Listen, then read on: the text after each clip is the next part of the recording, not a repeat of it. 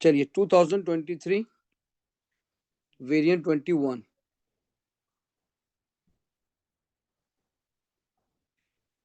पहला question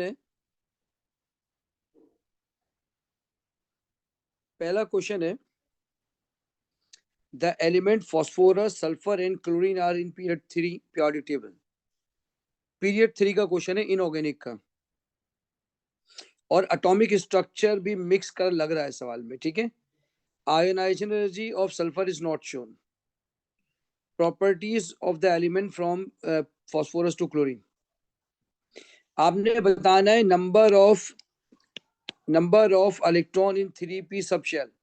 3p में कितने इलेक्ट्रॉन है फॉस्फोरस के, ये बताना है। थ्री। ठीक है, चेक करते हैं। 1s2 2s2। फॉस्फोरस कितना होता है? 15। 1s2 2s2 2p6 3s2 3p3। तो 3p पे इलेक्ट्रॉन आ गए 3। सल्फर में 4 और क्लोरीन में 5, क्योंकि एक एक बढ़ रहा है। अच्छा ठीक है, देख लेते हैं। अच्छा, अब इसी तरह से ये सल्फर जो है वो 3p4 है, तो 4 इलेक्ट्रॉन। ये 3p5 है, तो भाई 5 इलेक्ट्रॉन। नेक्स्ट क्वेश्चन है number of unpaired electron. Total number of unpaired electron. तो भाई 3p के अंदर अगर आप देखें 3p के अंदर 1 2 3 अनपेयर्ड इलेक्ट्रॉन है। सल्फर में 1 2 3 4 2 अनपेयर्ड है। क्लोरीन में 1 2 3 4 5 1 अनपेयर्ड है।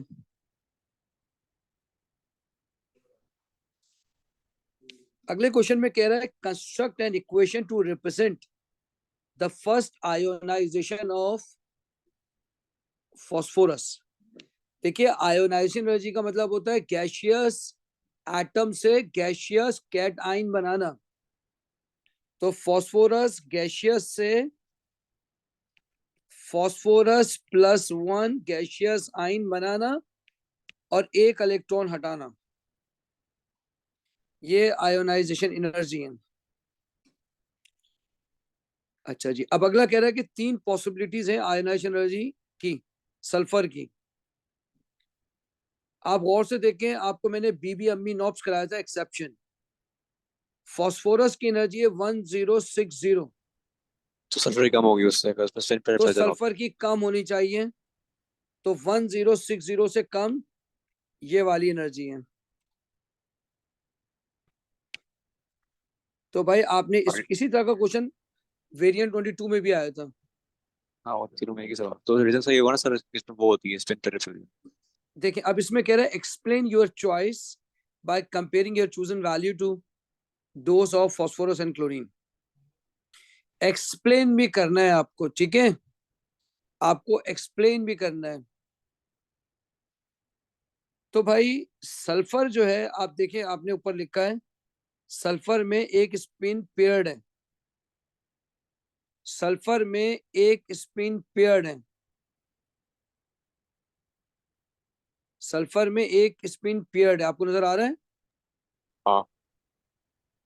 तो अगर आप चाहें तो सल्फर फॉस्फोरस का कंपैरिजन लिख दें, अगर आप चाहें तो सल्फर क्लोरीन का लिख दें। सल्फर फ्लोसर लेते हैं, वो भी लिखाया था आपने पहले। ठीक है, चलिए अब हम लिखते हैं, हम क्या लिखेंगे, ठीक है। तो आप लिखेंगे sulphur has paired electron in 3p. Sulfur has paired electron in 3p. Paired electron repel each other. Repel each other. Hence, lower ionization energy than phosphorus. Than phosphorus. 4 number का सवाल है, ये ध्यान में रखिएगा। 4 नंबर का सवाल है। 1 नंबर आपको मिल गया इसका, 1 नंबर मिल गया आपको स्पिन पेयर रिपल्जन के बताने का। अब आ जाए फॉस्फोरस, सल्फर और क्लोरीन में। ये कंपैरिजन किया आपने सल्फर वर्सेस फॉस्फोरस। अब करेंगे सल्फर वर्सेस क्लोरीन। अगर आप गौर से देखेंगे तो सल्फर में 16 है और क्लोरीन में 17 प्रोटॉन है। तो बताइए किसका न्यूक्लियर चार्ज कम है? सल्फर का। सल्फर का। Sulphur has less proton, less nuclear charge, less nuclear attraction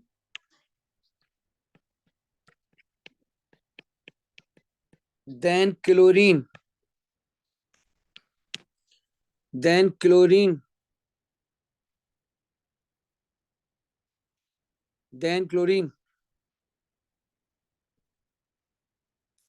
उसके बाद तीसरा पॉइंट लिखेंगे,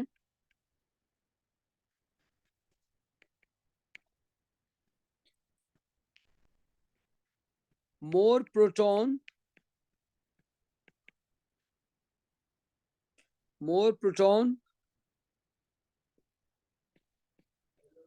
more nuclear attraction, more proton, more nuclear attraction। आपको मेरी बात समझ आ रही है? So chlorine has high ionization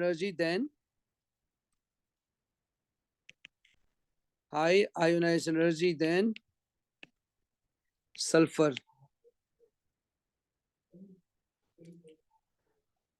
आपको मेरी बात समझ आ रही है? बताइए शील्डिंग किसमें ज्यादा होगी, क्लोरीन में, सल्फर में?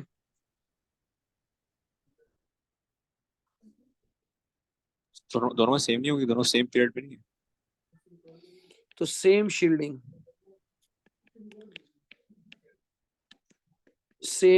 अगर पीरियड सेम है तो same shielding.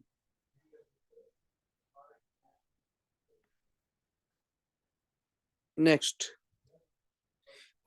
P-3, sulfur -2, chlorine -1 have the same number of electron, 15 plus 3, 18, 18 electron. Write full electronic configuration of phosphorus -3। पहले phosphorus की लिखी 1s2, 2s2, 2p6, 3s2, 3p3, 3p3। अब 3 इलेक्ट्रॉन आएंगे और तो डेफिनेटली पी में जाएंगे, तो 3p6। पहले नॉर्मल की लिखा करें, बाद में ऐड क्या करें, डायरेक्ट कभी मत लिखा करें। Next, state the trend in ionic radius shown by phosphorus, sulphur, chlorine. याद रखने वाली बात है, as the negative charge decreases radius decreases, या as the negative charge increases radius increases, repulsion of electron increases. तो पहला तो आपको बताना पड़ेगा ट्रेंड क्या है। पहला पॉइंट लिखेंगे, from phosphorus -3 to chlorine -1, ionic radius decreases, Ionic radius decreases. Ionic radius decreases. Ionic radius decreases. बताइए शील्डिंग सेम होगी कि डिफरेंट होगी? सेम। Shall remain same.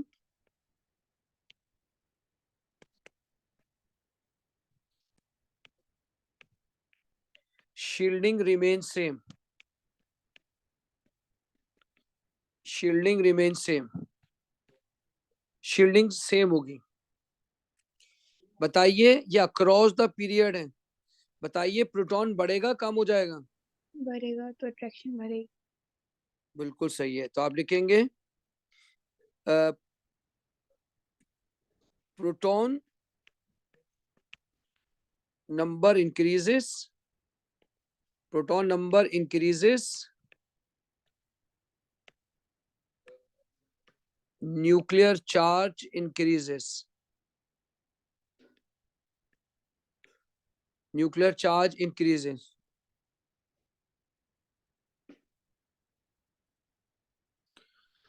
तो बताइए जब फास्फोरस में 3 इलेक्ट्रॉन आ जाएंगे तो आपने लिखा है कि फास्फोरस का ज्यादा जो है ना वो रेडियस है, तो वो आपसे पूछ रहा है कि भाई बताओ कि ये साइज आपने डिक्रीज क्यों लिखा है? आपसे इंक्रीज का नहीं पूछ रहा है, ये ध्यान में रखिएगा। अगर आपसे इंक्रीज का पूछ रहा होता तो आप लिखते as the number of electron increases their repulsion increases, radius increases.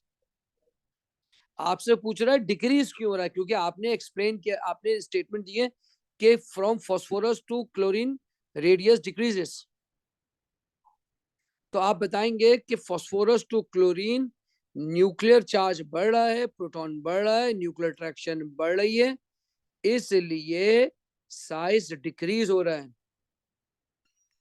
Last point, nuclear attraction increases,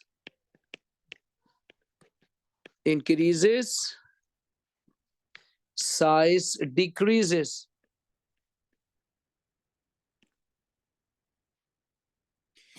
चलिए अगला क्वेश्चन है सर इस कंप्लीट क्वेश्चन टेबल। में सर 2 पॉइंट्स नहीं लिखने, 4 पॉइंट्स लिखने। अब मसला ये है यार, हमें पता ही नहीं है कि 2 पॉइंट कौन से होने चाहिए ना।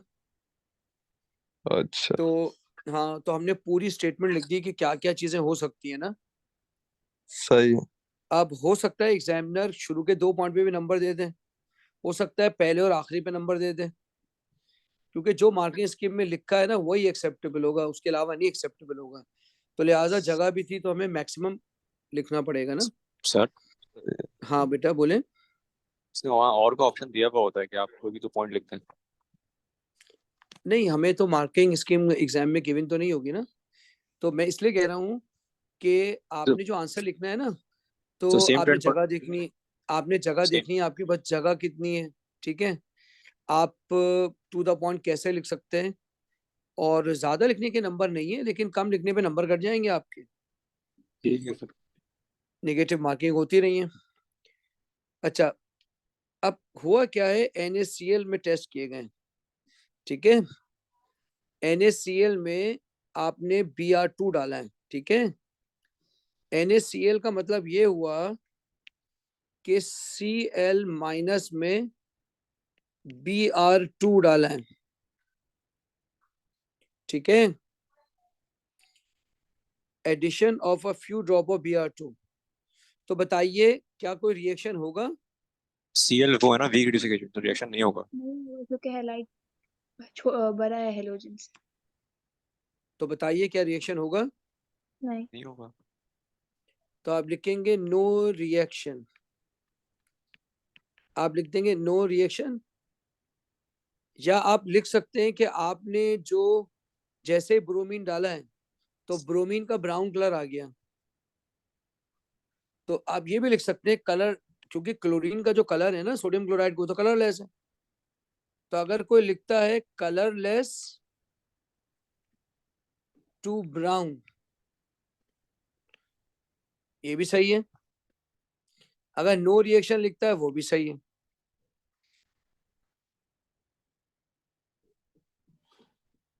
मैं नीचे वाले पे जाऊंगा, कलरलेस टू ब्राउन पे, क्योंकि उसने ऑब्जर्वेशन पूछी है। अच्छा जी, अब आप क्या कर रहा है वो आपसे कि क्लोरीन के अंदर H2SO4 डाल रहा है, क्लोराइड के अंदर H2SO4 डाल रहा है।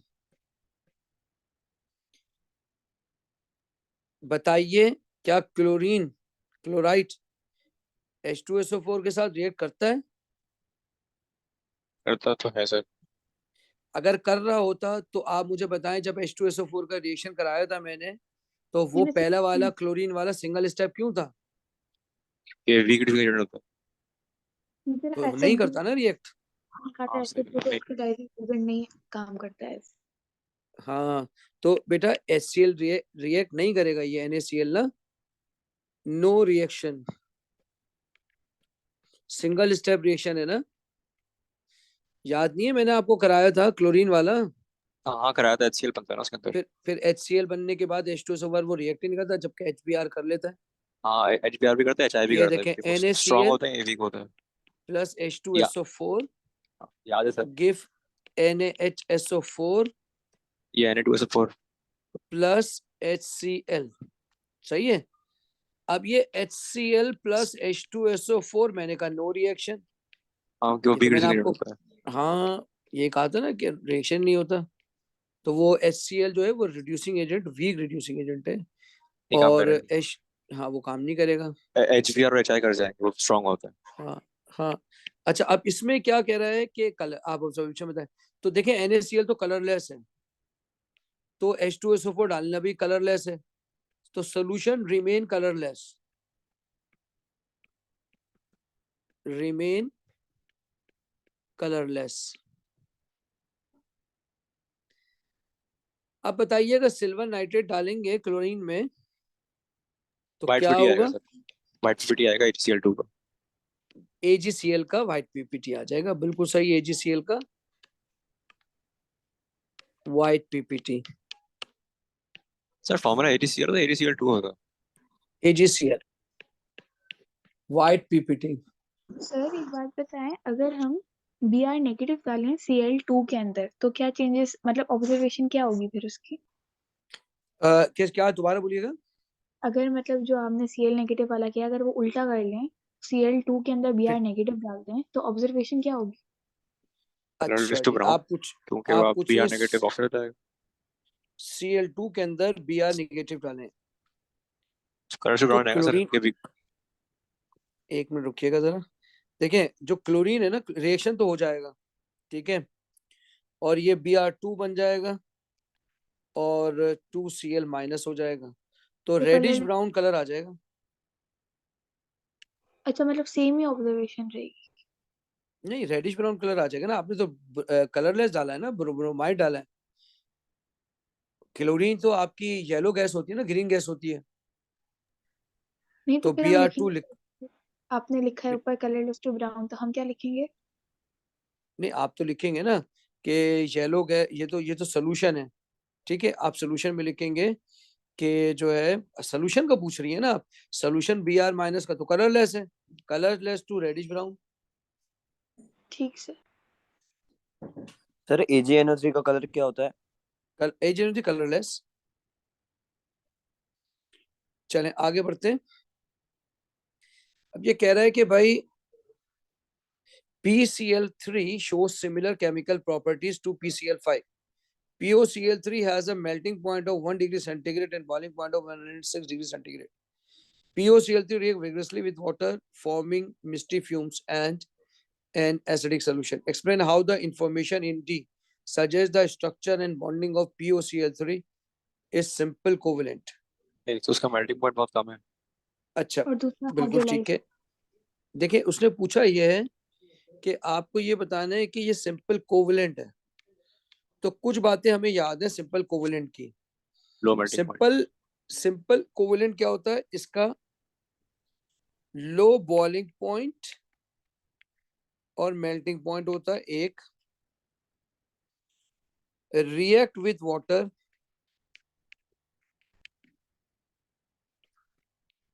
ये चीज मैंने आपको बताई है, ठीक है। अब देखते हैं ये दो काम है ऊपर, हाँ लिखे POCl3 POCl3 has a melting point of 1 degree centigrade, बहुत ही लो है, लो मेल्टिंग पॉइंट है भाई इसका। रिएक्ट भी कर रहा है पानी के साथ। तो ये दोनों पॉइंट आप लिख लेंगे। आप लिखेंगे POCl3 has low melting point and boiling point। लेकिन अगर कोई कहता है सर 106 तो बहुत ज्यादा है, तो आप लिख सकते हैं रिलेटिवली। अगर आपको ऐसा लग रहा है कि ये 100 का भी जिक्र करना है, तो आपको लग रहा है 100 ज्यादा है, तो रिलेटिवली का लफ्ज इस्तेमाल कर लेंगे, relatively low melting and boiling point. Number 2, POCl3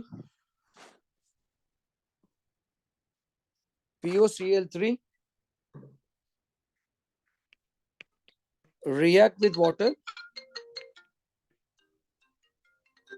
POCl3 react with water, POCl3 react with water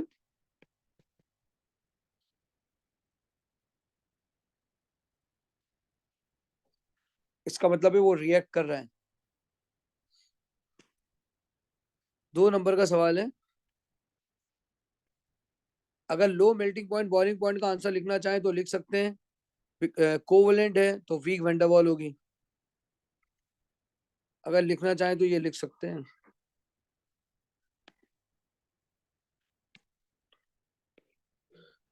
low melting and boiling point because of weak van der Waal,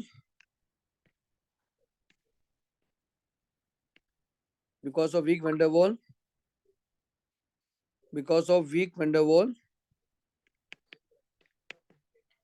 intermolecular force। उसके बाद आप लिखेंगे POCl3 react, ये सम आ गए, react with water and form new product। Covalent नया product बनाते हैं। अगला है construct an equation for the reaction of POCl3 with water. तो भाई वाटर के साथ रिएक्ट करेंगे, उसने बता दिया क्या क्या बनेगा। PCl0 PCl5। मिस्टी फ्यूम का मतलब है HCl, एसिडिक सॉल्यूशन का मतलब है फास्फोरिक एसिड बन रहा होगा H3PO3। और तो कुछ और कहा हुआ है सर। क्या चीज, क्या बोले, क्या नहीं सही।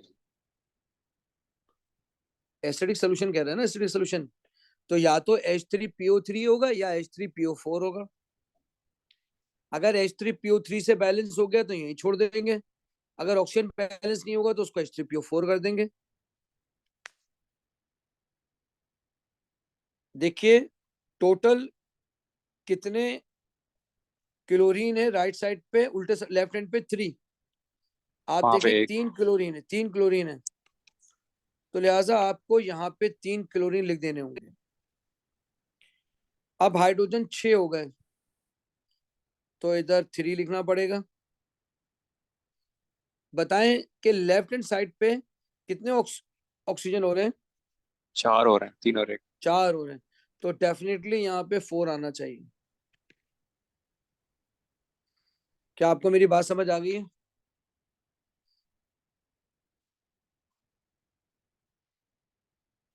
या याद जी। रख लिए या तो याद रख लिए POCl3 H3PO4 बनाएगा, या मेरी तरह काम करें। जी हाजा क्या बोल रही हैं?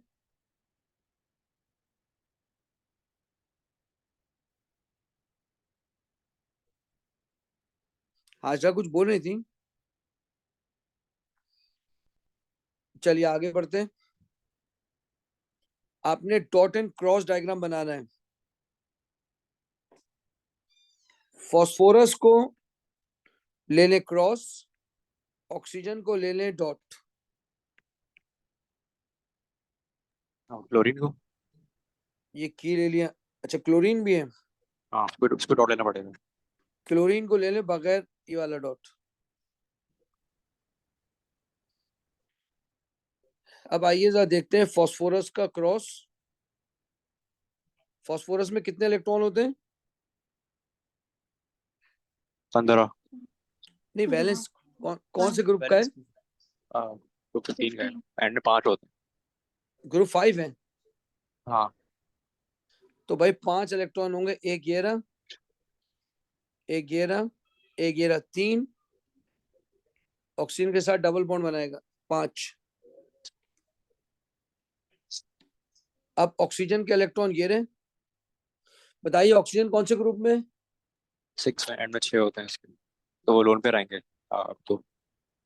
तो ऑक्सीजन ग्रुप 6 में, तो 6 हाँ। इलेक्ट्रॉन होने चाहिए, 2 हैं 4 बाकी हैं, दो लोन एक पे रहेंगे। इधर एक पेयर इधर। क्लोरीन कौन से ग्रुप में है? 17। अच्छा ऑक्सीजन के तो मैंने डार्क बोले थे। हाँ उल्टा कर दिया। ठीक है, अब क्लोरीन के आपने ऐसे बनाने, क्लोरीन के होते हैं 7, 1 2 3। अब हर एक के 7 है, तो ये 1 आ गया, 6 बाकी है, 1 2 3, 6 हो गए। 1 2 3 4 5 6, 1 2 3 4 5 6। ये आपका पूरा स्ट्रक्चर बन गया, फास्फोरस और क्लोरीन का पूरा स्ट्रक्चर बन गया। बोले आपको मेरी बात समझ आ रही है?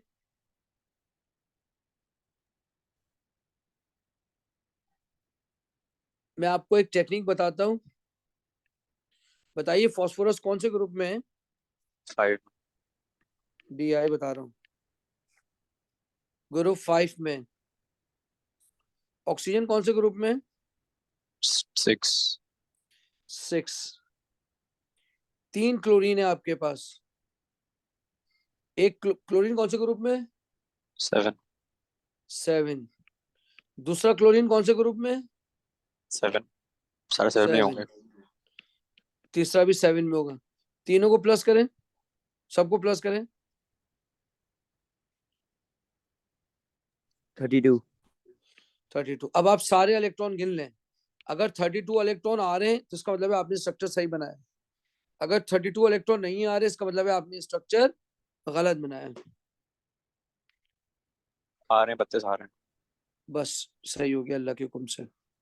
ये ध्यान में रखें, अभी क्वेश्चन नंबर 1 ही चल रहा है। अब आपके पास ये इंथैल्पी का सवाल लग रहा है मुझे। आपको फॉर्मेशन दिया हुआ है और आपको ऑक्सीजन की बॉन्ड एनर्जी जैसा दिया हुआ है कुछ। आपसे कह रहा है भाई define enthalpy change of formation, और 2 मार्क का सवाल है। तो भाई फॉर्मेशन की डेफिनेशन है enthalpy change when 1 mole of a compound is form from its element in their standard state. याद रखिएगा, यहाँ स्टैंडर्ड इंथैल्पी चेंज का सवाल नहीं है, वरना स्टैंडर्ड कंडीशन भी लिख लेते हैं। लेकिन फॉर्मेशन के लिए या रिएक्शन के लिए लाजमी है कि उनकी स्टेट वही हो जो नेचुरली होती है। तो enthalpy change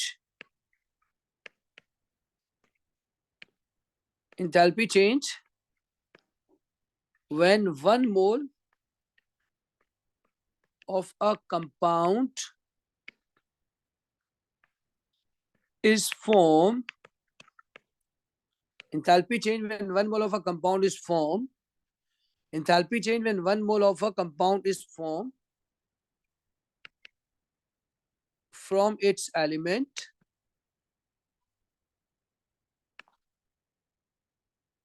under standard state या in their standard state। Sir अब स्टैंडर्ड क्यों लिखेंगे जब सवाल में है ही नहीं? बेटे हमेशा याद रख लेना, अगर आपने फॉर्मेशन कर रहे हैं और फॉर्मेशन में पानी लिक्विड नहीं बन रहा, ठीक है, वो पानी सॉलिड बन रहा है, तो ये तो इंथैल्पी की डेफिनेशन में नहीं रही ना, स्टैंडर्ड अच्छा स्टेट होनी चाहिए विद देयर ठीक है सर। Standard state. कोई भी डेफिनेशन आएगी उसमें स्टैंडर्ड स्टेट होना जरूरी है। 2 नंबर का सवाल है,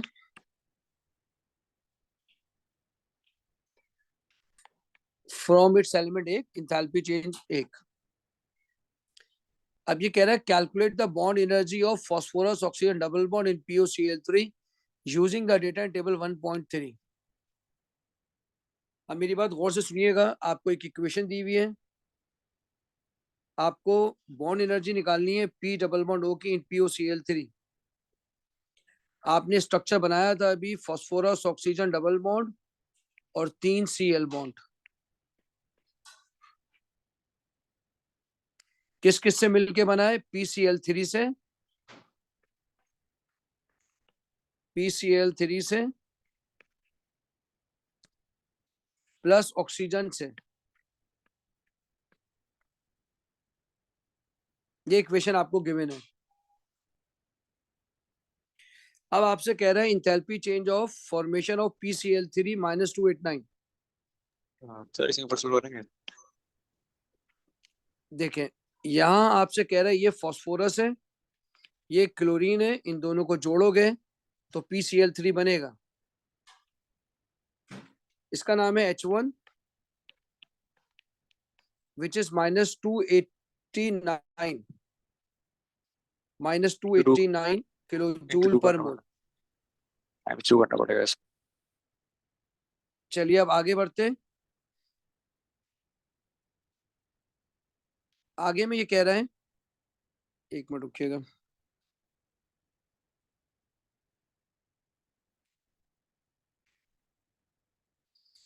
आगे में ये कह रहा है कि POCl3 की फॉर्मेशन भी है, ये आगे POCl3 की फॉर्मेशन,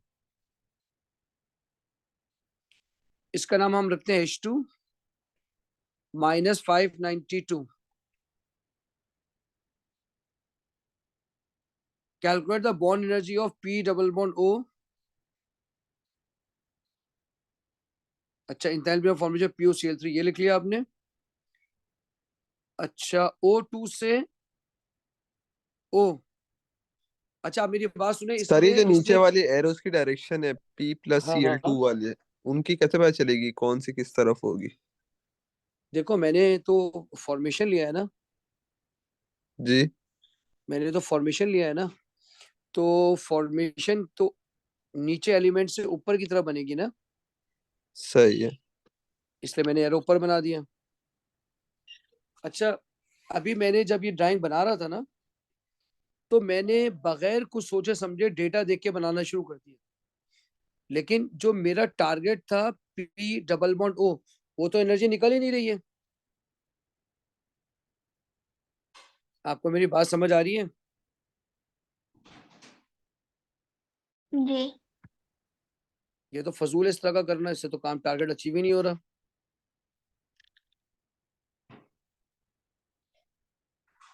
तो ऊपर देखते हैं क्या ये बैलेंस है, ऊपर देखें 2 POCl3 हैं और 2 PCl3 हैं, तो यहाँ आपने 2 लगाना पड़ेगा, यहाँ आपने 2 लगाना पड़ेगा।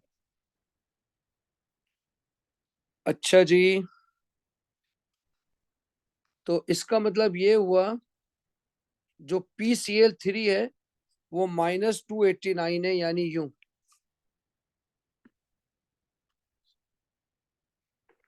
इसका नाम है H1 which is 2 multiply by -289। बोले आपको मेरी बात समझ आ रही है यहां तक के?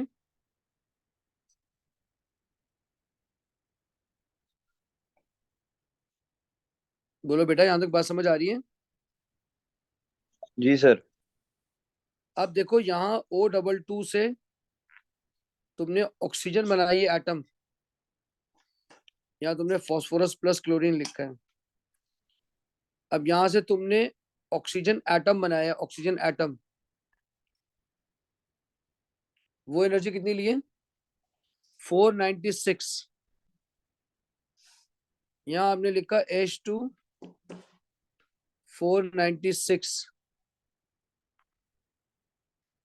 अब तीसरी चीज आपके पास है, इसको तोड़ेंगे आप,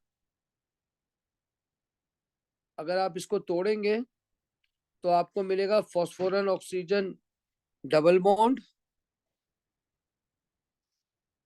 बोलो ऐसे ही है ना बेटे?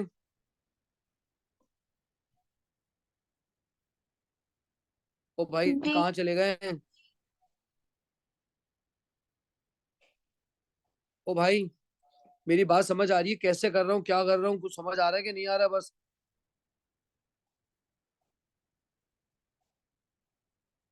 सर रिपीट कर बोलो सकते ना हैं यार। ये आपने सर ये लेफ्ट पे ये नीचे वाला है क्यों आ रहा P प्लस Cl3 नहीं होगा?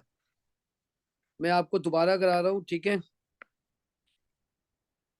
आप प्लीज मेरे साथ देखें मैं कर कैसे रहा हूँ। आप प्लीज एक बार मेरे साथ देख लें मैं कर कैसे रहा हूँ।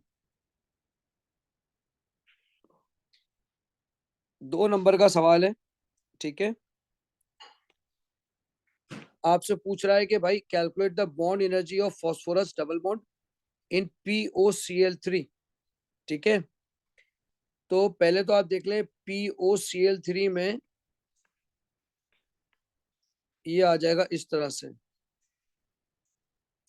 अगर आप इसको तोड़ेंगे तो एक फॉस्फोरस ऑक्सीजन डबल बॉन्ड है। बोले आपको मेरी बात समझ आ रही है?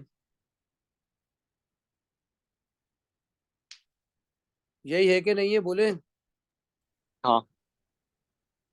क्या आपके पास, पहले मेरी सवाल समझिएगा, फॉस्फोरस क्लोरीन की बॉन्ड एनर्जी गिवन है? फॉस्फोरस क्लोरीन की ये तो जी पूरी सबके गिवन है। नहीं ना, देखो तुम्हारे पास PCl3 की गिवन है, ठीक है? क्लोरीन की जरूरत ही नहीं है। तुम्हारे पास POCl3 की फॉर्मेशन गिवन है। आपको मेरी बात समझ आ रही है? आपके पास POCl3 की फॉर्मेशन गिवन है, यानी अगर तुम इस इक्वेशन के थ्रू भी काम करते हो तो इसकी फॉर्मेशन गिवन है, ठीक है? और इसकी जो तुम्हें गिवन है, इसकी ये वाली गिवन है। बात समझ आ रही है? जी अबे सर। बोलो ना यार, मैं तुम्हारे लिए जी आसान बना रहा हूँ, तुम लोग खामोश बैठे हो। जी जी जी जी सर समझ आ रही है। देखो अब एक काम करते हैं, ठीक है? और भी इसका जो जेन्युइन तरीका है वो भी करा लेते हैं, लेकिन मैं चाह रहा हूँ चालाकी वाला मेथड करें। हम एक काम करते हैं, जो इसने डेटा दिया हुआ है ना, उससे हम ये वाली एनर्जी निकाल लेते हैं, ठीक है? जब ये वाली एनर्जी निकल जाएगी ना, तो PCl3 से POCl3 निकालना आसान हो जाएगा। आइए देखें मैं कर क्या रहा हूँ, ठीक है? पहले देखें मैं करता क्या हूँ, फिर हम आगे बढ़ते हैं। PCl3 plus O2 give POCl3। आपने ये वाली इक्वेशन लिखी, यहाँ 2 लिखा और यहाँ 2 लिखा, ठीक है? आपने कहा सर ये फॉस्फोरस और क्लोरीन को मिलाएंगे, ऑक्सीजन को मिलाएंगे, तो सर ये PCl3 बन जाएगा, इसका नाम H1 रखा। आपने कहा सर PCl3 की जो वैल्यू है वो -289 है, तो -289 मल्टीप्लाई बाय 2 कर दें सर। इसी तरह सर ये फॉस्फोरस क्लोरीन ऑक्सीजन मिलेंगे, POCl3 बनेगा, उसकी भी गिवन है, वो है सर -592। क्योंकि 2 है तो 2 से मल्टीप्लाई करेंगे, इसका नाम H2 रखेंगे, इसका नाम रख लेंगे H3। तो बताइए रिजल्टेंट क्या हुआ? H2 हुआ ना रिजल्टेंट? जी sir H1 plus H3 is equal to सही H2। है। अब आप क्या करेंगे, देखें अब आपने क्या किया, H2 कितना आया आपके पास? 2 मल्टीप्लाई बाय -592। H1 कितना आया? 2 मल्टीप्लाई बाय -289। सर H3 हमें आपने कैसे पता निकालना चला है। रिजल्टेंट H2 है? बेटे ये दिख रहा है ना कि यहाँ से यूं जा रहे हैं और फिर यूं जा रहे हैं, तो डायरेक्टली यूं जाए, एक तो ये चीज पता चल रही है। और देखो ये हेड हेड मिल रहा है और ये टेल टेल मिल रहा है, जिसमें हेड हेड और टेल टेल मिलता है वो रिजल्टेंट होता है। ठीक है सर, ठीक है। चलो सर निकालना, 2 मल्टीप्लाई बाय -592 कितना आ रहा है? -1184 -1184 और 2 मल्टीप्लाई बाय -289 -578 -578 प्लस H3। शाबाश, जल्दी से मुझे बता दो H3 कितना आएगा?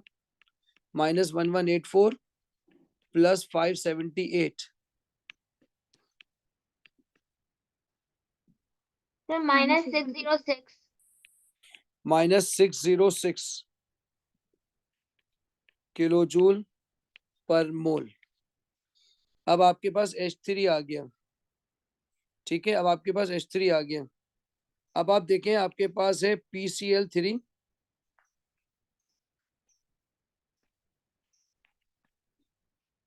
Plus oxygen oxygen bond give phosphorus oxygen bond Cl Cl Cl। बताएं बॉन्ड ब्रेक कौन कौन सा हो रहा है? बताएं बॉन्ड ब्रेकिंग एनर्जी कौन सी है? रिएक्टेंट वाली। देखिए इसका आंसर है -606। पहले निकालेंगे बॉन्ड ब्रेकिंग। पता है फास्फोरस और क्लोरीन का बॉन्ड टूट रहा है, जी PCl3 टूट रहा है या नहीं टूट रहा? सर टूट एडिशन कैसे होगी रहा है? ये तो। ये तो इसमें तो ऑक्सीजन मिल रहा है। नहीं, मैं कह रहा हूँ PCl3 क्या ये बॉन्ड टूट रहा है? अगर ये टूट रहा है तो फिर वापस बना हुआ है, इसका मतलब है टूटा ही नहीं है। बताइए oxygen oxygen bond energy given है, जी सर। कितनी गिवन है बेटे? 496। 496। यहाँ आपने लिखा 496। ये आगे आपकी बॉन्ड ब्रेकिंग। अब हम निकालेंगे बॉन्ड फॉर्मिंग। बॉन्ड फॉर्मिंग में खाली फास्फोरस और ऑक्सीजन का बॉन्ड फॉर्म हो रहा है, वो X ले लें। अब आप क्या करेंगे? Delta H is equal to 496 minus X कर देंगे। डेल्टा H है -606। बोले X का आंसर क्या आ रहा है? 1112। 1112 1112। जरा देखिएगा क्या आंसर आ रहा है। यही है। नहीं नहीं 1102 है। हाँ 1102 आ रहा है 1102 किलो जूल पर मोल आ रहा है, ठीक है। बताइए सवाल में यहाँ 2 लिखा हुआ था, हाँ डिवाइड कर देंगे। जी सर। तो आपने इसको डिवाइड बाय 2। अगर आप ये भी नहीं करना चाहते ना तो यूं कर लें, यहाँ 2 बॉन्ड है तो यहाँ 2x कर लेंगे, ज्यादा अच्छा है। बोले आपको मेरी बात समझ आ रही है ये वाली? Oh my, sir. ये 2 क्यों किया ये बताएं। देखो हाँ सर, मेरी ये बात 2 सुनो, वाला बताइए। देखो देखो मैं तुम्हें एक बात बता रहा हूँ, ये मैंने अपनी दानिश में ना आसान तरीन कराया है, ठीक है, मेरा अपना ख्याल है, ठीक है। हो सकता है ये लंबा हो लेकिन ये हर जगह मेथड चल जाएगा। देखो यहाँ पे, यहाँ पर देखो, यहाँ पे भी 2 था और यहाँ पे भी 2 था। सवाल देख लो, इक्वेशन में देख लो, ये 2 है ना, जी तो 2 PCl3 तो टूटे ही नहीं है ना, ये तो वैसे का वैसा ही है। जी। तो बताओ यहाँ कितने फॉर्म हो रहे हैं? ये 2p डबल बॉन्ड हो। 2 तो मैंने इसका नाम रखा 2x। सही। एक P डबल मोडो को रखा X, 2x रख लिया इसका नाम। तो ये माइनस हो गया, ये दोनों माइनस होते हैं। बताएं डिवाइड करके क्या आएगा? 51 5 51 plus minus plus. Plus plus. Plus में लिखेंगे यानी एंडोथर्मी के किलोजूल पर मोल। ये पहला क्वेश्चन खत्म हुए भी आपका। टोटल 4 क्वेश्चन आएंगे ऐसे। चलिए जी, state the variation in solubilities of group 2 hydroxide. आपको मैंने बताया था down the group solubility increases, increase कर हाइड्रोक्साइड। ठीक है। तो लिखेंगे डाउन द ग्रुप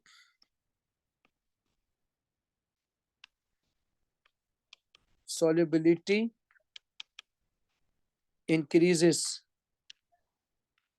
दूसरा state, what is observed in reaction 1? ये व्हाइट कलर का होता है बेरियम ऑक्साइड, व्हाइट सॉलिड, तो ये ये डिसअपियर कर एक्वस में देगा। कन्वर्ट हो रहा है, तो white Solid solid disappears. disappears. White solid barium oxide sir हम इसको Dis- डिसॉल्व लिख सकते हैं? अगर पानी डाला है तो डिसॉल्व भी लिख सकते हैं, disappears, dissolve. चलिए, suggest a reactant for reaction 2. Reaction 2 में कार्बोनेट आ गया है, Carbon dioxide. आपको पता है ये लाइम वाटर है, ये लाइम वाटर बना है, लाइम वाटर, ये व्हाइट पीपीटी है, तो भाई कार्बन डाइऑक्साइड के साथ लाइम वाटर टर्न मिलके होता है ना। हाँ। तो रिएजेंट है कार्बन डाइऑक्साइड। अगला है आइडेंटिफाई ए। तो भाई बेरियम को जब Barium आप ethanoate.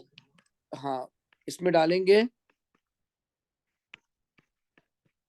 तो देखो मेरा बच्चों, इसका H जाएगा और इसका OH जाएगा, तो बनेगा barium CH3 COO2, barium acetate बनेगा, या आप कह Yeah. सकते हैं, हाँ बोले क्या, Barium ethanoate. बेरियम इथेनोएट भी कह सकते हैं और बेरियम एसिटेट भी कह सकते हैं, ठीक है। ठीक है सर. या आप खाली फॉर्मूला भी लिख सकते हैं, CH3 COO2, बेरियम एसिटेट भी लिख सकते हैं, बेरियम एसिटेट, या बेरियम इथेनोएट भी लिख सकते हैं, या खाली सिंपल लिख लें। अगला क्वेश्चन है, right N equation for this reaction. हमने तो वैसे भी ऊपर क्या लिखा है, barium hydroxide is made by reaction barium with water, तो बेरियम को पानी में डालेंगे, 2 मोल पानी नहीं, 2 मोल डालेंगे सर। अभी देख लेते हैं कैसे होता है, ठीक है।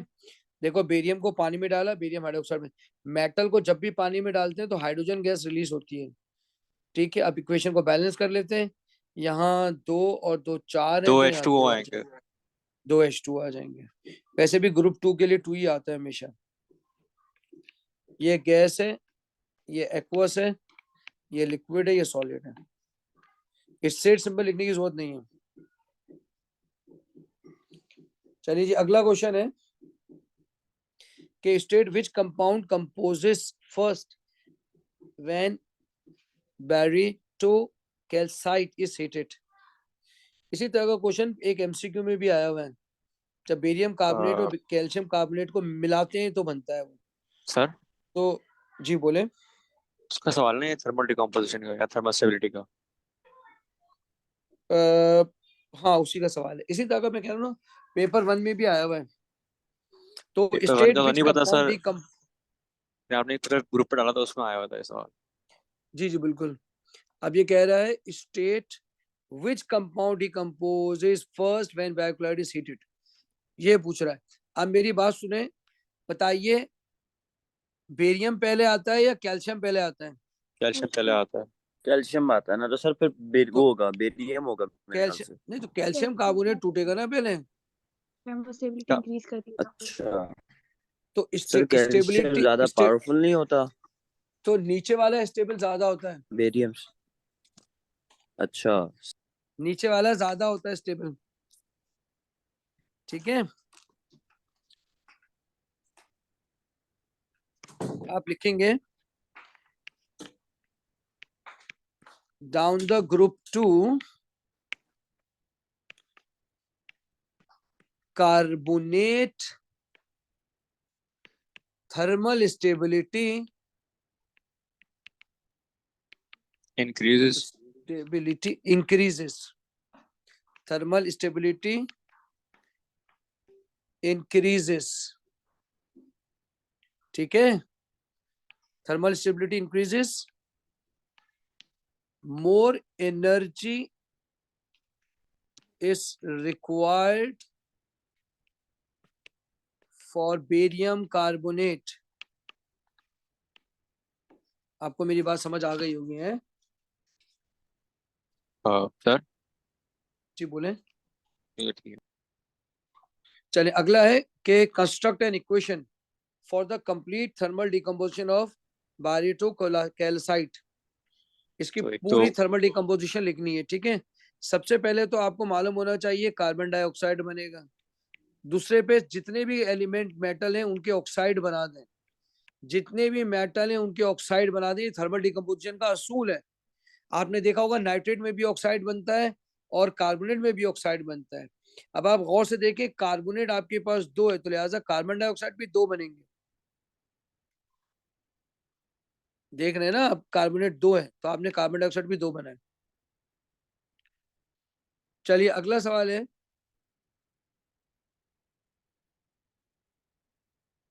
ये कंपाउंड है, इसमें बेरियम हाइड्रोक्साइड डाला है और फिर आपने नाइट्रिक एसिड डाल दिया है। आपने ऑर्गेनिक प्रोडक्ट 1 बताना है, आपने ऑर्गेनिक प्रोडक्ट 2 बनाना है, ठीक है। तो बताइए जब आप एसिड डालेंगे तो साइनाइड की बेस हाइड्रोलिसिस होगी कि नहीं होगी? ओ एसिड हाइड्रोलिसिस होगी कि नहीं होगी? ऐसे डालेंगे तो एसिड हाइड्रोलिसिस होगी। हाँ एसिड हाइड्रोलिसिस होगी, ठीक है। अच्छा, आपने पहले डाला है बेरियम हाइड्रोक्साइड, सही है। तो इसका मतलब ये हुआ, मेरी बात गौर से सुनिएगा, ये था साइनाइड, ये है एस्टर, ये है एस्टर, ये है एस्टर, CH3 यहां लिखा हुआ है, ठीक है। जब आप बेरियम हाइड्रोक्साइड डालेंगे तो बेस हाइड्रोलिसिस होगी, ये टूट जाएगा।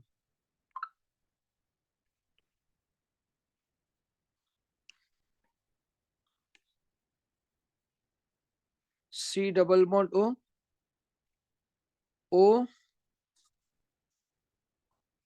BA बन सकता है ना, OBA बन सकता है।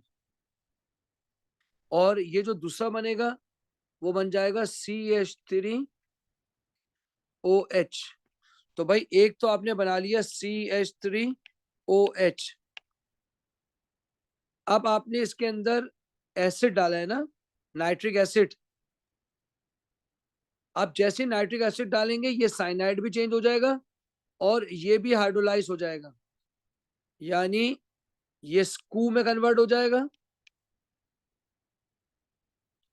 और ये भी कू में कन्वर्ट हो जाएगा, ये वाला भी कू में कन्वर्ट हो जाएगा।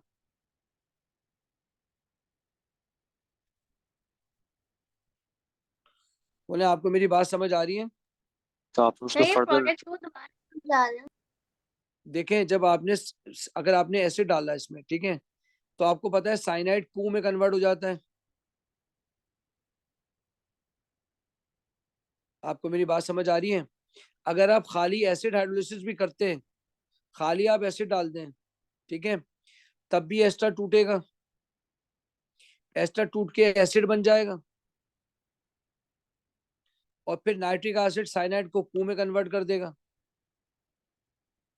हर सूरत लेकिन में यही एस्टर कंपाउंड को बने। कैसे बना है? ये एस्टर है ना, एस्टर टूटेगा। तो सर जो बेस भी एस्टर होगा वो कोई बनेगा, कोई सा भी वो हो। हम वो कोई सा भी एस्टर होगा, एसिड हाइड्रोलिसिस होके कू ही बनेगा और अच्छा साइनाइड भी हमेशा कू ही बनेगा। सर, तो फिर यानी अगर कू ना भी होता या कोई भी होता तो पहले बॉन्ड टूटता और फिर बाद में हाइड्रोलिसिस हो ही जाती उसकी। कुछ भी कर लें, आपने 2 कू हर सूरत में बनने थे क्योंकि एसिड डाला हुआ है। आप कुछ भी कर लें, अगर आप बेरियम हाइड्रोक्साइड को कंसीडर भी नहीं करें तब भी ये साइनाइड को कू में कन्वर्ट करेगा, इसकी एसिड हाइड्रोलिसिस होगी, इसमें H लग जाएगा, इसमें OH लग जाएगा। आपको मेरी बात समझ आ रही है? जी सर। जी सर। और ये याद रखने वाली बात है कि बेरियम हाइड्रोक्साइड स्ट्रॉन्ग बेस होता है, ये स्ट्रॉन्ग बेस होता है। बेस हाइड्रोलिसिस करके फिर आपने एसिड डाल दिया। चलिए question number 3, define oxidising agent. बताएं ऑक्सीडाइजिंग एजेंट क्या होते हैं? reduces itself and oxidize other. वो ऑक्सीडाइज दूसरे को। शाबाश और बेटा। दूसरा oxidises, oxidises others, reduce itself, oxidize other, reduce itself। चलिए अगला है complete and label the diagram. अच्छा जी, रिएक्शन तो एक्सोथर्मिक कह रहा है ये,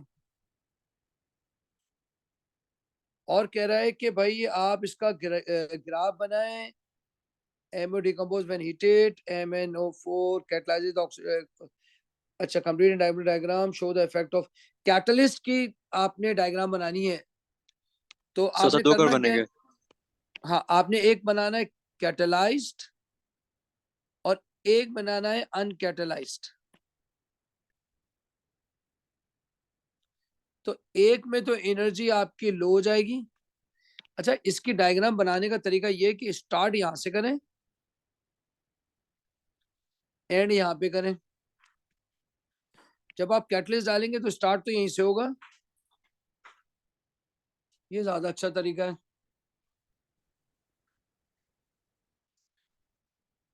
ये है विदाउट कैटलिस्ट,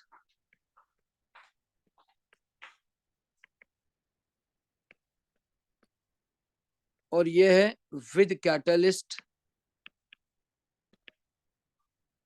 अगर आप यहाँ पे लिखते हैं MnO2 सॉलिड, ये भी सही है। यहाँ आप लिखते हैं विद कैटलिस्ट MnO2 सॉलिड, तो भी सही है। ऊपर लिखने की जरूरत ही नहीं है। सर बोले अगर कैटलाइज और अनकैटलाइजिंग चलेगा? कैटलाइज्ड और अनकैटलाइज्ड में समझा नहीं बात। अच्छा, आपने देखा ना विदाउट और विद कैटलिस्ट, तो सिर्फ कैटलाइज और अनकैटलाइज, लेकिन सही है। नहीं, ग्राफ तो कैटलाइज और अनग्राफ कैटलाइज ग्राफ नहीं होता ना। ग्राफ होता है विद कैटलिस्ट या विदाउट विदाउट कैटलिस्ट। रिएक्शन होता है कैटलाइज और विद और अनकैटलाइज ना। अच्छा, सेम बात चलिए, नहीं। अगर आप नहीं कह रहे हो सेम बात, कैटलाइज इस नहीं नहीं सेम बात नहीं है ना। स्पीशी कैटलाइज होती है, ठीक है। रिएक्शन कैटलाइज्ड होता है, ग्राफ थोड़ी कैटलाइज्ड होगा। आपने ग्राफ के अंदर थोड़ी कैटलिस्ट डाला है। कैटलाइज्ड तो रिएक्शन होता है, ठीक है सर। ठीक है। अच्छा अगला है explain why this section is describe. अच्छा, डिसप्रोपोर्शनेशन रिएक्शन क्यों है? अगर आप यहाँ शेड चेंज होगी देखें, ना, हाँ यहाँ क्लोरीन देखें की ऑक्सीजन, ऑक्साइड भी और रिड्यूस भी यहाँ देखें आप, ऑक्सीजन है माइनस, यहाँ अगर आप देखेंगे तो यहाँ ऑक्सीजन है -6, यहाँ है पोटाशियम +1, तो क्लोरीन है +5। यहाँ है 4 2 साइड -8, यहाँ है +1, तो यहाँ है +7, यहाँ है क्लोरीन -1। तो क्लोरीन ऑक्सीडाइज भी हो रही है और क्लोरीन रिड्यूस भी हो रही है। तो लिखेंगे सर ये क्लोरीन का ऑक्सीडेशन नंबर +5 और ऑक्सीजन का -6 कैसे है? ऑक्सीजन एक का -2 होता है, तो 3 ऑक्सीजन है तो -6। पोटाशियम पे +1 होता है, तो बाकी कितना बच जाता है +5, इसलिए बीच में +5 आ गया। सही है, सही है, बात समझ आ रही है? जी। अच्छा, chlorine oxidised from +5 to +7, chlorine reduced from +5 to -1।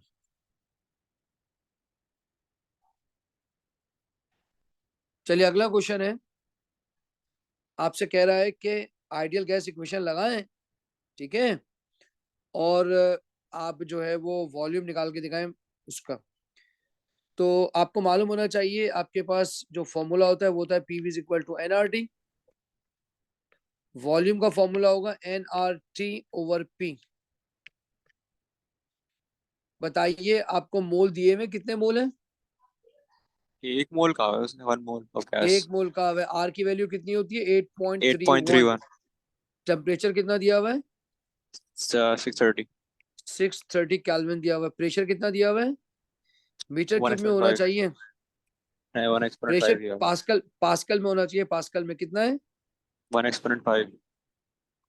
1 × 10⁵ बताएं आंसर क्या आ रहा है? 0.0524। 0.0524 metre cube.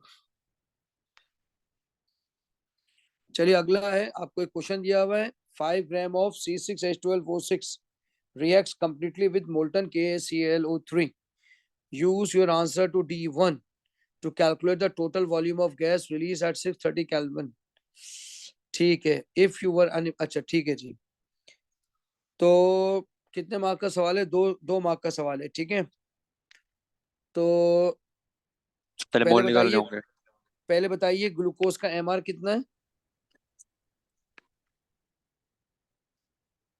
12 multiply by 6 plus 12 multiply by 1 180 आएगा। 180। 12 6 मल्टीप्लाई बाय ऑक्सीजन 16 180 इसका एमआर आ गया। ठीक है, इसका ग्राम कितना दिया हुआ है? इसने कितने ग्राम लिया है? 5। 5 ग्राम लिया है। तो मोल, स्टेप 1 मोल निकालेंगे। ठीक है, 0.02878। मोल इज इक्वल टू, शाबाश, ग्राम ओवर एमआर। ग्राम है 5/180। 5/180 इज 0.0278 मोल्स। 0.0278 278। मोल अब चेक करेंगे रेशियो कितना है उसका गैस के साथ। ऑफ, हाँ, C6H12O6। यहाँ तक तो हमने बिल्कुल ही सही कर लिया अल्लाह के हुक्म से। ठीक है, अच्छा जी, अब दूसरा स्टेप करेंगे हम। हमने ये लेकर आए। ठीक है, हमने मोल निकाल लिए। ठीक है, अच्छा जी, अब ऊपर तुमने निकाला था मीटर क्यूब, निकाला था कितना मीटर क्यूब आया था?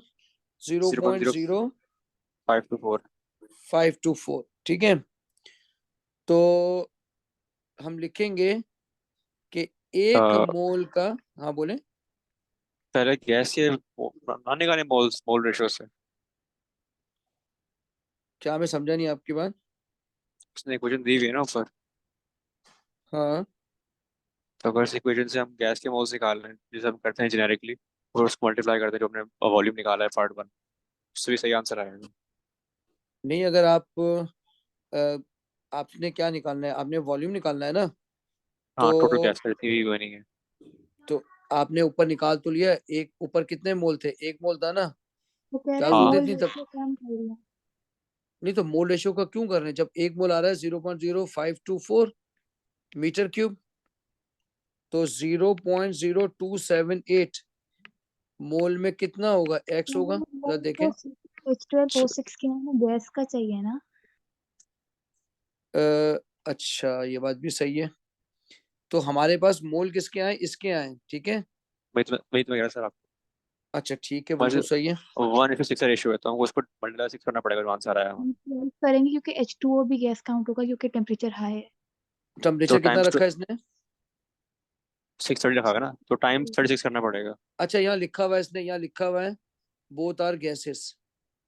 तो टोटल तो फिर 12, 6 वो 6 वे 12 लगाना पड़ेगा। जी। हाँ सर। ठीक है, जरा इसको निकालना जरा, कितना आ रहा है? 0.0 नहीं 0.3336 आ रहा है। 0 पॉइंट, एक मिनट, किसकी बात कर रहे हैं आपकी जो आपने एक्स निकाला है? जो मैंने करा उसका एक्स निकालना, फिर इसको एक बाद सेकंड में वेट करें। 12 से मल्टीप्लाई। 1.5 exponent minus 3. दोबारा बोलना। 1 45 exponent minus 3. Exponent -3 metre cube आ गया। ठीक है, तो for 12 mole of carbon dioxide plus H2O, तो भाई 12 मल्टीप्लाई बाय 1.45 इंटू 10⁻³ करना। सर से आंसर आ रहा है आपका। कितना आ रहा है बोलो? 0.074. 0.074। 74। हाँ वहां उसे 175 दिया, बट सही है, इतना फर्क नहीं है। 174। यहाँ तक बात समझ आ रही है? सही है सर। चलिए आगे बढ़ते हैं। अब ये एक आपको ग्लूकोज का दे दिया है, ठीक है। अब आप बताएं इसमें कितने प्राइमरी अल्कोहल है, ये पूछ रहा है आपसे, बेकार सवाल। तो बताएं ये प्राइमरी अल्कोहल है? जी नहीं, हाँ हाँ है ना, क्यों नहीं है, नहीं है। ये प्राइमरी अल्कोहल है, ठीक है। ये प्राइमरी अल्कोहल है। तो कितने प्राइमरी अल्कोहल है? एक ही प्राइमरी अल्कोहल है भाई, ठीक है। ये आ गया फर्स्ट डिग्री, ये फर्स्ट डिग्री, ये सेकंड डिग्री, ये सेकंड डिग्री, ये सेकंड डिग्री, ये second degree, 4 second degree. Sir बाकी सारे सेकेंडरी कैसे हैं? देखो जिस कार्बन पे अटैच है वो 2 कार्बन से अटैच है ना। ये देखो, ये 2 से अटैच है, ये 2 से अटैच है, ये 2 से अटैच है, ये 2 से अटैच है। चेक लेकिन सर करो, लास्ट वाला तो ऑक्सीजन टेस्ट है। ये देखो, ये ओ इससे अटैच है एक कार्बन से, ये एक कार्बन से अटैच है ना, 2 से अटैच है, सेकंड डिग्री हो गया ना। ये अच्छा फर्स्ट डिग्री होता है, ये सेकंड डिग्री होता है, ये थर्ड डिग्री होता है। सही है। अगला क्वेश्चन है, आपने क्या किया है, separate sample of aqueous glucose are tested with the reagent shown in table 3.2, complete table 3.2 observation to each reaction, ठीक है। बताएं आपने इसके अंदर जो है,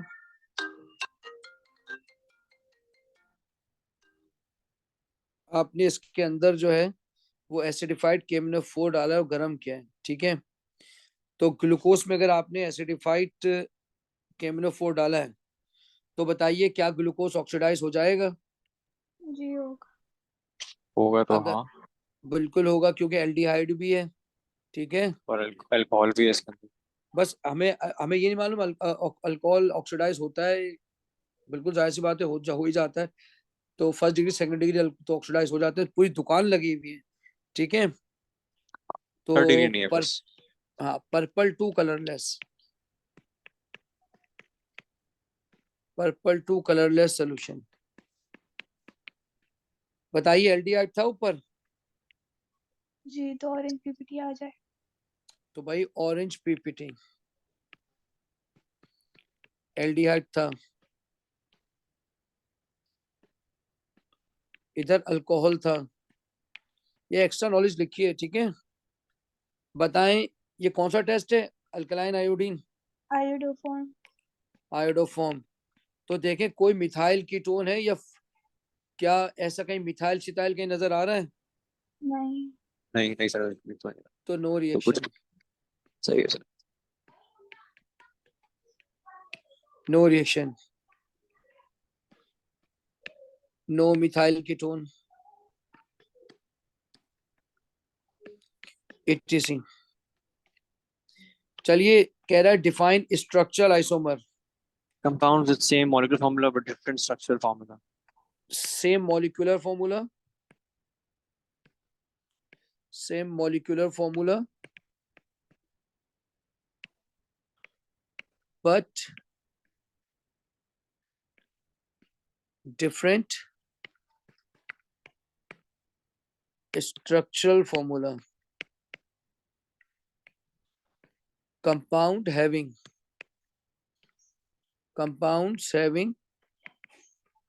same molecular formula। Last question, give the systemic name of D.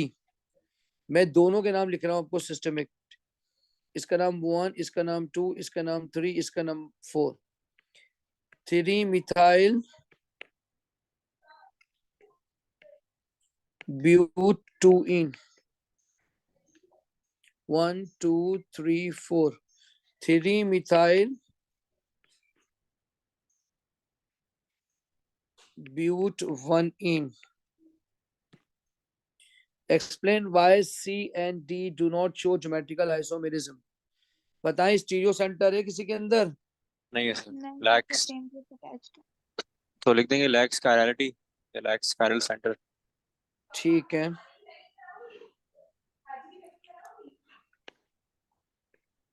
there is no stereo center. There is no stereo center. आपको बात समझ में आ रही है? या यूं भी लिख सकते हैं, carbon carbon double bond has same constituents. same constituent on each side, on one side, right? On one side. ये देखे ना, ये दोनों सेम ही तो है, सेम। या दो हाइड्रोजन है, same constituent on one side. चलिए अगला है, draw the structure of a molecule that is positional isomer of C and D. तो पोजीशन सर आइसोमर पूछ रहा है, तो आप क्या करेंगे, ये जो मिथाइल ग्रुप डबल है ना, इसको चेंज मिथाइल ग्रुप है, इसको डी में देखें कहाँ लगा है, 3 पे लगा ना, 2 पे लगा देंगे। यानी यूं सही क्या एक सवाल था, पूछे, अगर हम मिथाइल की जगह डबल बॉन्ड की जगह को चेंज कर दे तो? पोजीशन आइसोमर बनाना है ना। जी जी। अगर अगर आप गौर से देखेंगे तो मैंने हो सकता है डबल बॉन्ड की पोजीशन चेंज की है, चेक कर लें। जब आप सी से चेक करेंगे तो मैंने पोजीशन चेंज करी है, जब आप डी जी से चेक करेंगे तो मैंने मिथाइल की पोजीशन चेंज की है। सो तो दोनों के एक हिसाब से काम सही कर- है। ठीक है सर। इसका नाम है 2 मिथाइल बस 1 नाम 2 चेंज होना 3। चाहिए। हाँ, नाम लिख के देखे, नाम अलग हो गया तो उसका मतलब है कि ये अलग है। सर 2 अगर डबल मिथाइल, बॉन्ड ही हम मिथाइल की पोजीशन पे लगा दें, जो सी और जैसे जो सी और डी का मिथाइल है वहां पे अगर हम डबल बॉन्ड लगा आप दें ऐसी तो फिर भी एक काम करेंगे ना ऐसा, तो आपको ना काम ज्यादा करना पड़ जाएगा, वो मुश्किल काम है। लगाने को तो हम कुछ भी कर सकते हैं, आप यहाँ डबल बॉन्ड लगाएंगे, आपको समझ है नहीं, आप गलत कर देंगे, बदला सेम स्ट्रक्चर बन गया। अच्छा सर ठीक है। समझ रहे हैं? तो आसान काम करें। अच्छा, अब ये कह रहे हैं, ये मैंने नाम लिख के कंफर्म किया है कि यही है, क्योंकि नाम सेम होगा तो फिर वो स्ट्रक्चर बन जाएगा कि the structural formula of the compound form when D react with H2 in the alkane बन प्रेजेंस ऑफ जाएगा। प्लैटिनम। ठीक है, तो जाहिर सी बात है वो अल्केन बन जाएगा। ठीक है, डबल बॉन्ड हट तो जाएगा ये उसके बाद से, राइट? 3 कार्बन थे, 4 कार्बन थे। 4 कार्बन थे, मेन चेन चलिए में 4 देखना कार्बन पड़ेगा, थे। 1 2 3 4, पहले 4 बनाए, यहाँ ये बना, ऐसे ही है ना। डी की बात कर रहे हैं? डी की बात कर तो डी तो मैंने किया है, हाँ हाँ सही है सही है। अल्केन बन जाएगा। तो आप लिखेंगे CH3, फिर आप लिखेंगे CH, तो CH3 3CH, फिर CH2 आएगा। CH3, फिर CH3 आ जाएगा ब्रांच में, फिर CH2 आएगा, फिर CH3 आएगा। आप ना ऐसे भी ले सकते हैं, देखें कोर्स से 2 मिथाइल ग्रुप लगे हैं किनारे पे ना, CH3 2 CH CH2 CH3। Sir दोनों एक्सेप्टेड है ना, भले वो मार्किंग स्कीम में वो दूसरा वाला लिखता है, लेकिन वो पहला वाला एक्सेप्ट करेगा ना। पहले वाला एक ही चीज है, लेकिन बेवकूफी होगा पहला वाला लिखना, क्योंकि जब 2 CH3 आपको दिख रहा है कार्बन पे लगे, अब जैसे मैं तो अपने आप को बिल्कुल अनाड़ी समझता हूँ, मुझे तो आता ही नहीं है, तो मैं पहले ये बनाऊंगा और फिर ये बनाऊंगा ताकि मेरा काम गलत ना हो। सही। जब मैं पक्का हो जाऊं, मैं तो ऐसा स्टूडेंट कर रहा हूँ ना। अच्छा, अब ये कह रहा है 1 रिपीट यूनिट ऑफ सी, सी बनाएंगे, सी क्या है देखें, ये है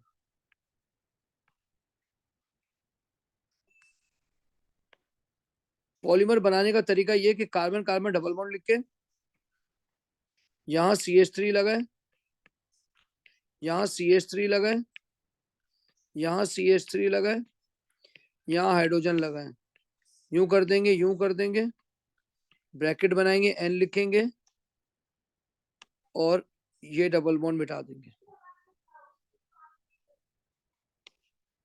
ये आपका पॉलीमर बन गया। चले अगला क्वेश्चन है मास स्पेक्ट्रम का। ठीक है, नंबर ऑफ कार्बन निकालने होंगे आपको।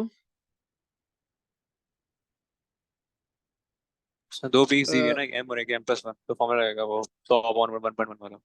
हाँ, तो नंबर ऑफ कार्बन निकालने आप। Number of carbon is equal to 100/1.1 multiply by m+1 divide by m+। तो 100 डिवाइड बाय 1.1, m+1 कितना है? 2.7 2.7। और दूसरी की इंटेंसिटी है 48.7। 48.7 और 2.7। बताएं आंसर क्या आएगा? 5.045।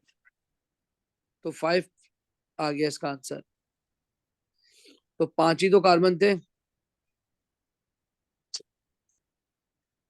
5 ही तो कार्बन थे ना भाई। मैंने क्या बोला था? अब आप एक काम करें, 70 है ना 70, जी। तो आप 70 को 5 से डिवाइड करें। ठीक है, 14 आता है वैसे तो फिर। या आप 12 से डिवाइड करें, 12 से। ठीक है, 12 5 60, 12 5 60 आ गया मेरा बेटा। बात समझ आ रही है? हाँ। तो इसका मतलब ये हुआ, बताइए क्या हाइड्रोकार्बन था ये? Compound C hydrocarbon. हाँ। हाइड्रोकार्बन ही था ना, उसमें अल्कीन था कंपाउंड सी। हाँ हाँ, कंपाउंड सी एल्कीन था। तो बस सही है। C5H10 होगा ना सर? ये कार्बन आ गया, नीचे वाला ये हाइड्रोजन हो हाइड्रोजन जाएगा। हो गया। तो भाई फॉर्मूला बन गया C5H10। पेंटीन। तो यही होगा।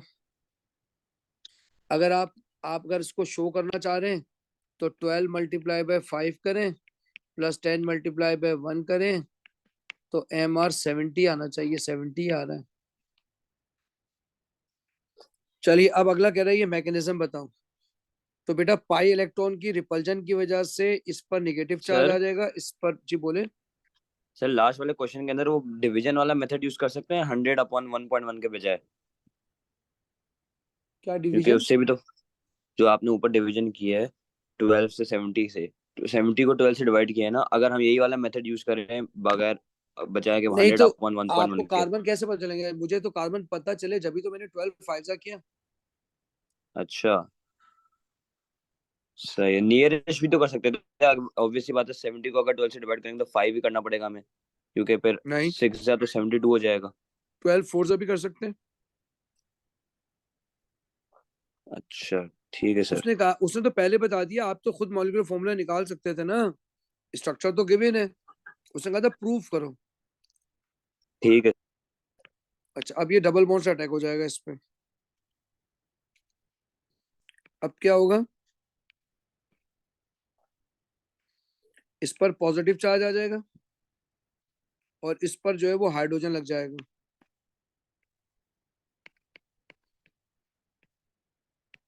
अब ये ब्रोमीन इस पर अटैक करेगा।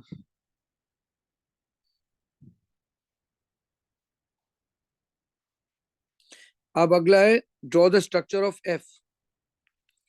एफ क्या चीज थी भाई? D react with HBr to produce F. अब डी क्या चीज थी? डी ये था, ये था।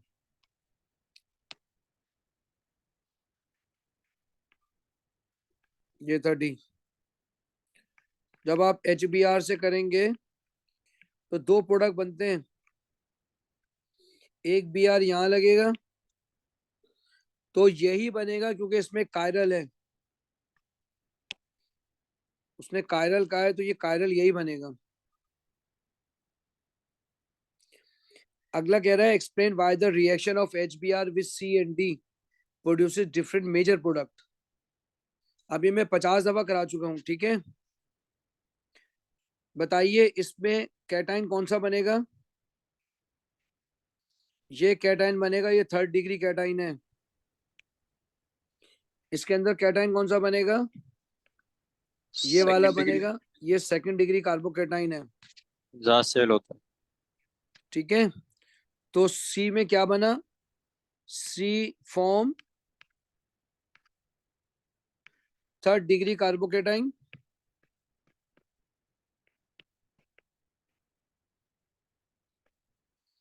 and D form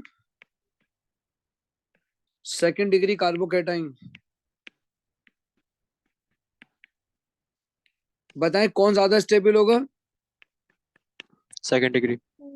third degree गलत कहते हैं यार। more positive थर्ड डिग्री होता है सर। 3rd degree carbocation. मैंने 50 दफा चीखता रहा था अभी लास्ट टाइम क्लास में, यही सवाल देखो फिर आया अभी। 3rd degree carbocation is more stable then 2nd degree carbocation. बताओ एक पॉइंट और है, वो क्या है? positive inductive effect वाला more electron शाबाश donation. शाबाश। कार्बोकैटाइन, इसका रीजन है electron donating plus I effect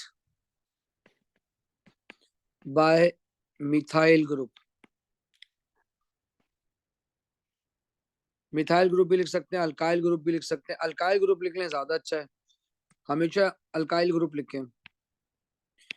alkyl group 2 number का सवाल है, बहुत है। चलिए अगला है question, C can be use to form H. Synthesis का क्वेश्चन है, सिंथेसिस।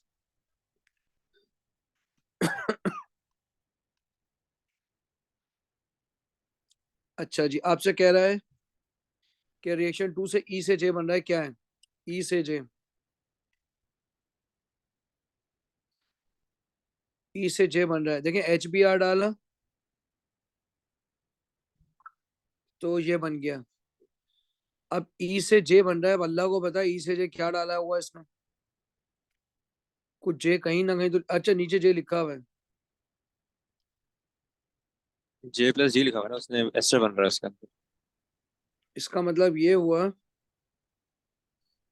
इसका मतलब ये हुआ कि इसमें हेलोजन अल्केन है, ये अल्कीन बना होगा।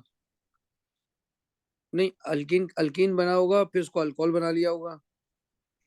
हाँ जी में सपोज सो। कार्बोहाइड्रेट नहीं बना नहीं नहीं होगा, नहीं नहीं नहीं नहीं, इसमें आप क्या करें, सोडियम हाइड्रोक्साइड डाल दें। ठीक है, अल्कोहल एक्वस। बना देगा। हाँ, इसमें डाल दें हम सोडियम हाइड्रोक्साइड एक्वस। जैसे आप सोडियम हाइड्रोक्साइड एक्वस डालेंगे ना, तो यहाँ OH लग जाएगा। जब आप जे और जी को मिलाएंगे, अब जी क्या चीज है? जाहिर सी बात है, आपने इसके अंदर, कार्बोक्सिलिक एसिड मैंने 50 और दफा बोला है, पोटेशियम जब भी बनेगा। कोई भी जी, जब भी कोई भी मॉलिक्यूल टूटता है तो इसमें आपने KMnO4 डाला होगा, H पॉजिटिव, हॉट। तो दूसरा तो ये बचता है।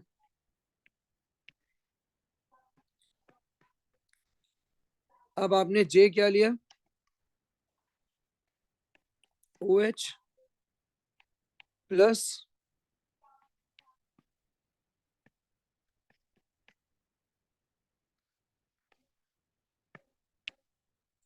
इसका OH आता है, इसका H। देखे दोनों ने पॉलीमराइज होकर ये बना लिया। अब आप मुझे जल्दी से निकालें और फिर खत्म करते हैं, मुझे नमाज पढ़नी है फिर, और दूसरी क्लास भी लेनी है। जल्दी बताएं मैंने क्या किया? एक्वस NaOH डाला। आपने NaOH डाला है, एक्वस। बताएं इसमें क्या बना था, क्या डाला था? KMnO4 hot. Dilute H positive concentrated and hot. और बताएं नीचे क्या डाला था फिर? concentrated H2SO4 डालेंगे क्योंकि वो एस्टरिफिक है। बिल्कुल, H2SO4 डालना पड़ेगा concentrated as a catalyst. H2SO4 concentrated लाजमी लिखना है एस कैटलिस्ट। चलो मेरे बच्चों, ये कंप्लीट हो गया, मेरी दूसरी क्लास है, मैं इसको लगाऊंगा, ठीक है। कल जो क्लास होगी रात 3:30 बजे, उसमें क्यूरीज लेंगे इंशाल्लाह। चलो भैया, अल्लाह हाफिज। अल्लाह हाफिज सर। अल्लाह हाफिज। अल्लाह हाफिज सर। अल्लाह हाफिज।